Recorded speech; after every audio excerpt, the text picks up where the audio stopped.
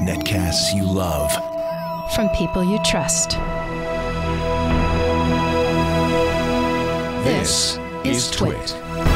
Hey everybody, Sarah Lane here, and I'm about to take a couple of portable speakers for a ride. I love audio, so I figured before you buy, Shannon, give me the speakers, I'll test them out, and I'll let you guys know what I think. The first one, sort of the bigger of these two speakers that we're going to cover today. This is the BEM Boombox. BEM Wireless is the company, and the Boombox sells for $250, $249.99 retail. And you might say, what? $250 for this? Why? Well, a few reasons. First of all, it's a pretty substantial speaker. What I've done here is I've gone ahead and connected it to my phone via Bluetooth. If I just go ahead and play one of my favorite Billy Joel songs, you get pretty good audio if you crank it up. That's as far as it goes.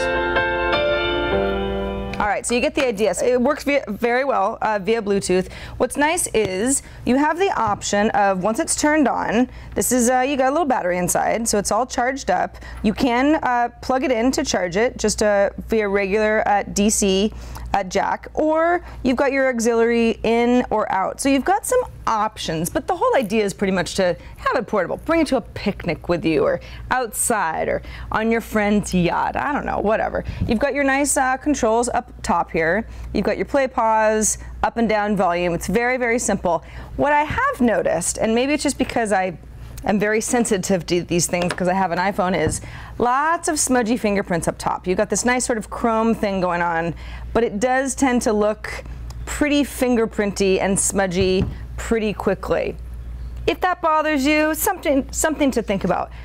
Otherwise, in general, even though it looks like there's a speaker on the back, it really just does face one way. So it's just the forward-facing speaker. For $250, I figure, well, it's portable, but let's say you're not ready to spring for, let's say, a Sonos sound system, something like the BEM speaker in a room, especially if it's not too big of a room, there's not too many places for sound to bounce off of, makes it a lot more flexible. And again, I think the audio's pretty good. I've heard better, but I think for a single speaker, it's pretty good. If you've got $250, I call this a buy.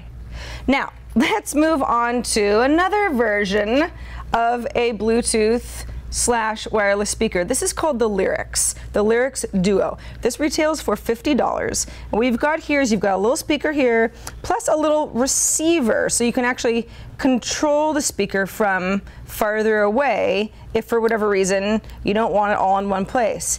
I've got a bone to pick with the Lyrix. Now the idea is that it's tiny, right? So you figure, well, the speaker's probably not going to be all that robust, but you've kind of got a little sticky thing, and maybe you stick it on a mirror when you're getting ready in the morning, or on the side of your car. I don't know, somewhere where it would stick. You've got your up and down volume buttons. You got your Bluetooth button.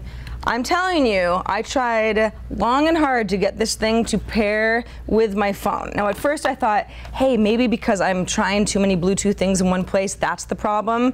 Doesn't seem to be the problem. For whatever reason, there's either a faulty model or the Lyrix speaker is so finicky that it can't handle a studio type of a setting, so Bluetooth doesn't work.